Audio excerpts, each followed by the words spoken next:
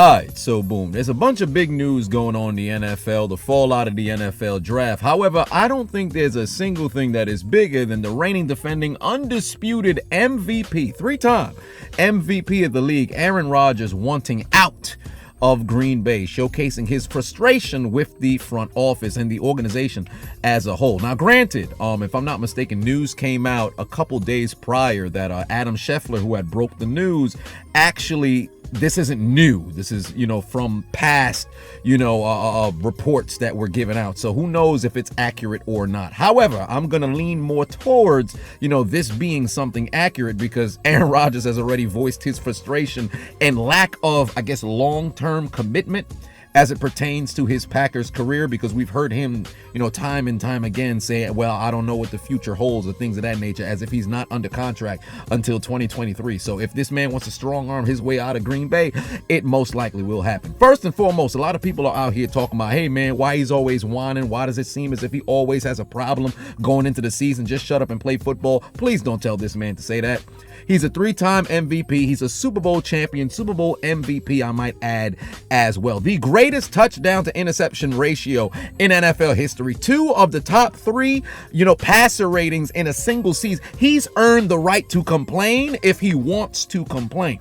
A lot of people fall into this trap that we have now of success. This a mass number of success from certain individual players. Like you'll see Tom Brady go and win 7 Super Bowls, and now all of a sudden we say all quarterbacks should be like Brady. No, there's a reason why he made it to this particular point. I've spoke about this like 4 years ago. Belichick and Brady go hand in hand. Now, granted, Brady won one in Tampa, but look at the situation that he went to in Tampa.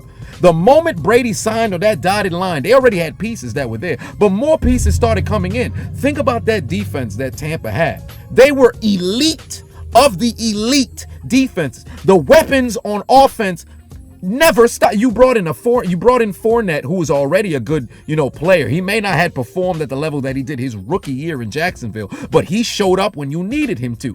Rojo and Ronald Jones was balling. He was running great until he ended up getting hurt, but then still, when he returned, he was still relatively exceptional. Cameron Brate is a damn good tight end. Gronk came out of retirement. He's one of the greatest tight ends of all time. Hell, he's on the 100th anniversary team. Antonio Brown was on pace for a first ballot Hall of Fame career. Hell, he still can make an argument. The off-field, issues will probably end up stifling him because, hell, they did it to T.O. Why would they not do it to Antonio Brown? Mike Evans is a top 10 receiver in this league. Godwin is playing very exceptional. He's a solidified number 2 as well. And that offensive line was out there, doing their job. The defense, like I stated earlier, was great. And the coaching staff, you got a Todd Bowles who's led, a top 5 defense in the past. You've got Bruce Arians who's won a Super Bowl as a coordinator in Pittsburgh and also messed around and got himself 2 coaches of the year in Arizona and also in Indianapolis as well. So Brady went to a hell of a situation. A lot of things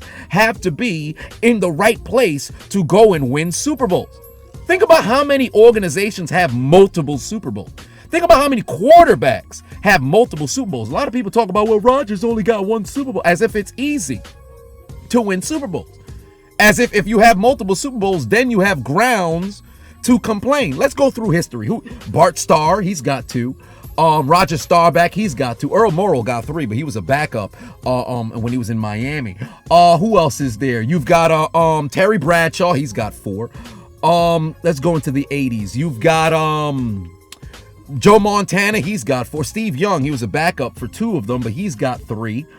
Phil Simms, he's got 2. Jim Plunkett, he's got 2. We'll go into the 90s. Troy Aikman, he's got 3. Elway, he's got 2. 2000s, Brady's got 7.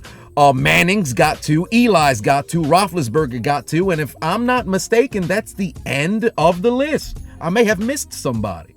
But whatever the deal just so happened to be, it's not easy to win Super Bowls, let alone get there.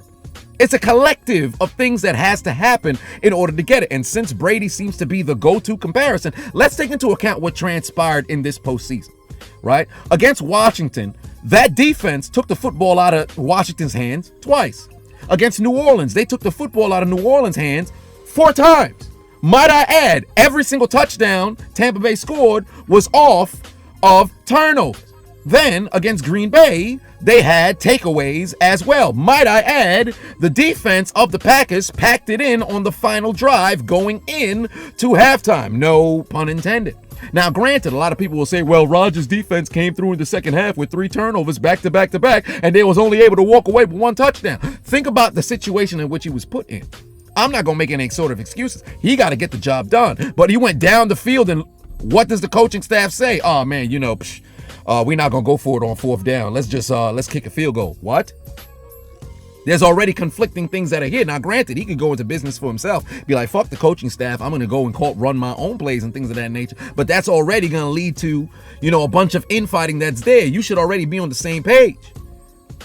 Then you got to take into account somebody like a Kevin King who don't know how to activate his dreadlock powers. He should be shaved bald right now for the crimes that he committed on that football field. This man, at the last play of the half, you allow Scotty Too Hotty Miller to just run right behind you. That's out of Aaron Rodgers' control.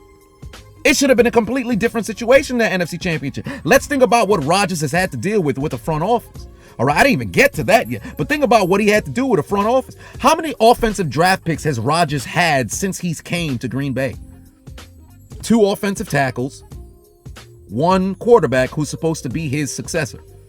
There's no running backs that were taken. Granted, Aaron Jones is playing great, but there were no running backs that were taken. There were no receivers that were taken. Devontae Adams is top 3 in the game right now. But who's his number 2? Who's a solidified number 2? Marquez Valdez-Scantling, whose hands are turning into Nelson Aguilar's. 1 week they work, the next they don't?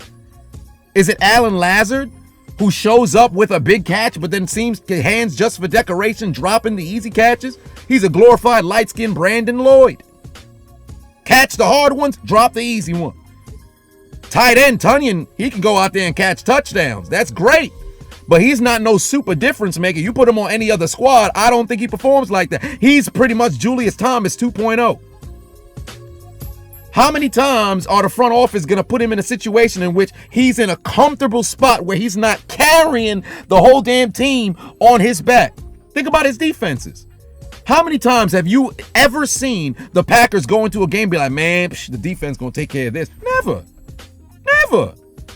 The only time in which he had an actual defense where he can exhale on the bench was the year they won the Super Bowl. Outside of that, it's been hit or miss. He lost 4 NFC Championship games, got blown out in 2 of them. Against Atlanta, got blown out. Against San Francisco, got blown out. Defense completely fell apart against Seattle. I mean, you're winning, what was it, 16-0 with a little bit above 3 minutes left in the third quarter, and then all of a sudden, y'all forget how to play football, disconnected your controller, and here you are. Was there any changes that was made the following year so they can possibly contend and go maybe win the Lombardi and bring it back to its namesake? No. Front office has never been on this man's side. A lot of things have to go right. I'll continue to make the Brady comparison. Belichick always surrounded Brady with a squad that can always contend for Lombardi. Take this into account. Brady's last year in New England was the first time in which that offense was completely incompetent. And it felt as if it was just him. It was the only time. Brady's early years, he wasn't no super quarterback amongst quarterbacks to where he can carry the whole team. It was a collective unit, and that defense was elite. Belichick's defense is always top 15. Sometimes in the rankings and when you look into statistics, they may not rank up there, but when you watch the games, their presence is there. A team will only score 14 points. But you'll see the defense, they may not get a lot of takeaway. Nowadays, they were getting some takeaway. But before, they wouldn't get a lot of takeaways like that. But they stopping guys on third down. They getting, they're stopping people, forcing, field goals rather than touchdowns and things of that nature. A lot of things has to happen for teams to go and win. And Aaron Rodgers has all of the, grounds to go and complain. Because how much longer does this man have to perform at the level that he performs and has a ball club around him that he truly can't depend on? People look at the offense like, man, they're top 5 damn near every year because of him. Peyton Manning, when he was in Indianapolis, had maybe 3 years in which he had a defense he could depend on. Granted, he had Hall of Famers that were around him and, the Hall of Very Good, like a Dallas Clark, guys who could get it done in different positions. But on the defensive side, if you can't stop nobody, you'll never win. It's a collective. A lot of people keep getting lost with this. Like, we see people, and look at the NBA. You see a LeBron James go to 9 NBA finals, and you sit here like, man, it must be easy to make it. No! A lot of things have to happen in order for people to go and succeed. Rodgers ain't just bitching for no reason. You can't be a starting quarterback, first ballot, Hall of Famer. And Rodgers is probably one of the 3 quarterbacks in NFL history who are completely different from everybody. Like, you talk about the most gifted players to play the quarterback position, there's 3. Dan Marino, Aaron Rodgers, Patrick Mahomes. If you went anywhere in life and you played pickup, whether it's football or things of that nature, and you see them pick up a football, they just one of those people who were born with the innate ability to throw a football in different ways that you've never seen before. That makes you say, whoa, hold on. He one of those 3 special individuals. Aaron Rodgers pretty much is Dan Marino, just with 1 Super Bowl ring. Shit, I should even say 1 Super Bowl ring with a Super Bowl ring, because Dan ain't never get one. Why? Because his front office never gave this brother a defense. And here's Rodgers, who's dominating as it pertains to the position, but not making it 2 Super Bowls. He's only been to 1, the only one that he had beat against my Steelers. But that's the only one he went to. Think about Drew Brees. Drew Brees, in NFL history, I don't think there's a single player who has had more fourth quarter leads or had go-ahead touchdowns and still messed around and lost than than Drew Brees. I should say go-ahead scores, and then the other team counteracts that with a score of their own. I shouldn't say fourth quarter leads, because it's not like this man was a serial choke artist. He wasn't. Defense was choke artist, absolutely. This man threw 5,000 yards 5 times. Missed the playoffs, I think like 4 of those 5.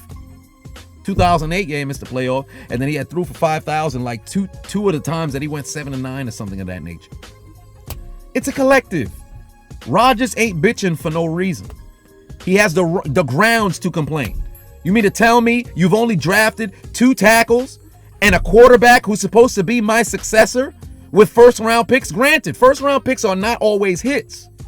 But the only pick offensively that actually worked out in their favor for Aaron Rodgers was Brian Bulaga, and he's no longer in Green Bay, if I'm not mistaken. The other tackle that they got was a bust. Man only started 1 game. Jordan Love is not even playing because Rodgers is still there. He won the goddamn MVP. You're not about to bench him. And what the hell did Jordan Love do for him? Put heat under his back? I don't need heat under my back. I'm Aaron Rodgers. Last wide receiver they took was, Javon Walker? And that was 3 years before Rodgers even got drafted. Are they bringing in free agents? Grabbing guys and saying, hey, come to Green Bay, play with Aaron Rodgers? No. They trade or release one of the people on the team. I think it was Cameo or something like that. Now, granted, this man's not anything special on the field, but who knows the relationship he may have had with Aaron Rodgers. It's similar to the Deshaun Watson situation. How the hell you trade away DeAndre Hopkins? You don't even confide in Watson. You don't need his approval, but damn it, you can let him know. Rodgers hasn't earned the right to at least be told ahead of time, hey, as a front office, we're doing this. As a front office, we're doing that. I ain't saying you just let the players run the entire thing, but you can at least owe it to the man who's out there carrying your franchise of what's going on. It's ludicrous to me that people see Rodgers complaining and they're like, oh man, he always got some problem, something always wrong with him. Why can't he just get it done on the field? He does. He does. Football, everybody on the field got to do their 111. Rodgers can play lights out. But if that offensive line don't block, Aaron Rodgers has since transmogrified into Russell Wilson to where you got to do heroic, miracle kind of stuff despite your situation. Turns into an early Ben Roethlisberger having to jump off of people tackling him to make a pass. That's what's going to end up happening. Or you could turn into a situation where you're a hellacious quarterback. You've got passing yards left and right, but you ain't got no run game. So now all of a sudden when it get cold, it get time to run the football, you got to throw 68 different times because you can't trust nobody who's in the damn backfield. Or you can have the Aaron Rodgers situation right now. Go out there, light up the scoreboard, but your defense can't stop a soul, so the opposing team is lighting up the scoreboard on you. So all I got to say is, he not wrong. He is absolutely not wrong for complaining, and the front office better get it together, because if you let Aaron Rodgers walk, the difference between Rodgers and Favre was, Favre had retired, if I'm not mistaken, 3 times, 5, 6, and 7, 05, 6, and 07. He retired and then came out of retirement, retired and came out of retirement. So you can't keep playing that game. Rodgers hasn't played that game with you. He's stated numerous different occasions, man, help me. Help me. But ain't nobody helping him. Front office got to get it together, man. Get this man a competent defense that he truly can depend on.